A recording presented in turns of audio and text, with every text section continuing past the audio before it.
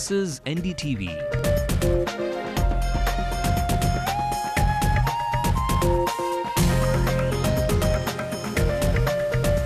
And you're watching NDTV Hindu.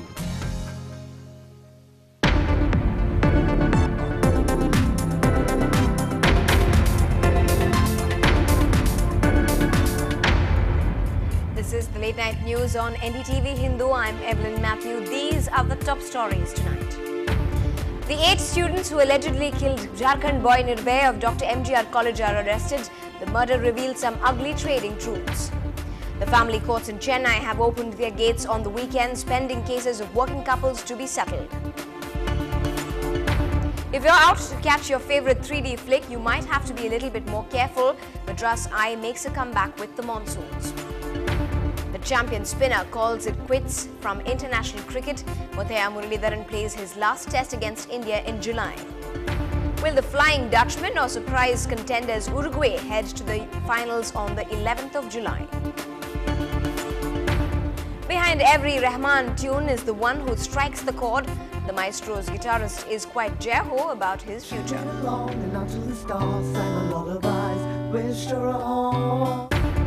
And Malayalam superstar Mammootty turns action king to investigate terrorism for his Tamil fans.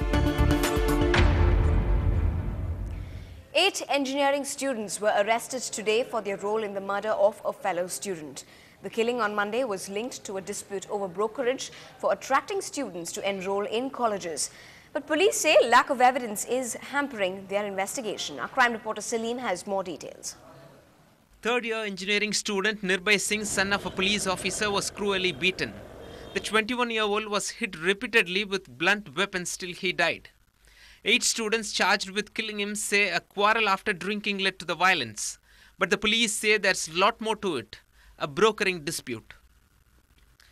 Not long ago, a student of the Satyabama deemed university who was also the son of an IAS officer was kidnapped following a dispute in the educational trade. The modus operandi in both the cases is suspected to be the same. North Indian students studying in Chennai canvass in their hometown to impress students to enroll in their college and get a brokerage from the college. Students from Bihar, Jharkhand and Uttar Pradesh are said to be active in this business to make quick money. The first case in brokering rivalry was reported in February. Any illegal activity, anybody involved, definitely will take action. The college also. With evidence of brokering not strong, the police have urged students to report such cases, which they say is the only way to stop this illegal business and prevent further crimes. In Chennai, Salim for NDTV Hindu. Well, the hunt for the others also going on in that investigation. Now, in a first in the country, 3 family courts in Chennai will now be functional on Saturdays and Sundays starting this weekend. The decision comes in view of the increasing number of cases. Over 12,000 cases are pending at the 3 courts. 90% of the litigants in the matrimonial cases are employed couples who cannot attend courts during the weekdays.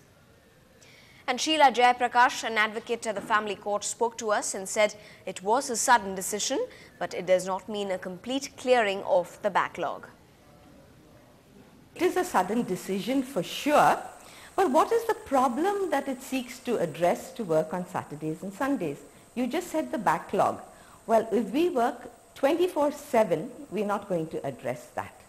What has to be addressed is the reason for the backlog. Why do we have points where cases are held up? If it's just the backlog, have more courts. But if you're interested in giving a quietus to cases within a fixed period of time, then we have to see where cases get jammed. What is the stage at which we have these prolonged adjournments? I think it's both procedural as well as parties trying to drag on a case. If you ask me procedural, we have the very first step of service of summons. It takes us 8 to 9 months. Now, in good news for the state, the World Bank has smiled at Tamil Nadu. The government has signed 2 MOUs with the World Bank to develop infrastructure in the state and improve health facilities, and for that a fund worth 900 crore rupees has been set aside. The amount of development will be shared by both the parties. Nearly 560 crore rupees of the total amount has been sanctioned to develop roads across the districts in Tamil Nadu. And hopefully the money that's coming in will show on the condition on the roads of our state as well. 3 வருடங்களுக்கு இந்த திட்டத்தை தொடர்ச்சியாக செய்வதற்காக மேலும் 620 கோடி ரூபாய் திட்டம் இன்றைய தினம் ஒப்பந்தம் செய்யப்பட்டிருக்கிறது. இதன் மூலம் மருத்துவமனைகள் மேலும் சீரடையும். அரசு மருத்துவக் கல்லூரிகளில் பேறுகால சிகிச்சைக்காக 100 கோடி ரூபாய் செலவில் புதிய கட்டடங்களும் புதிய அமைப்புகளும் உருவாக்கப்படும். மருத்துவமனைகள் முழுவதும் நவீனப்படுத்தப்பட்டு கம்ப்யூட்டர் மயமாக்குவதற்காகவும் திட்டம் செயல்படுத்த இருக்கிறோம். To lay roads in the world standard and to take up the maintenance of road works according to the world standards is the main thing.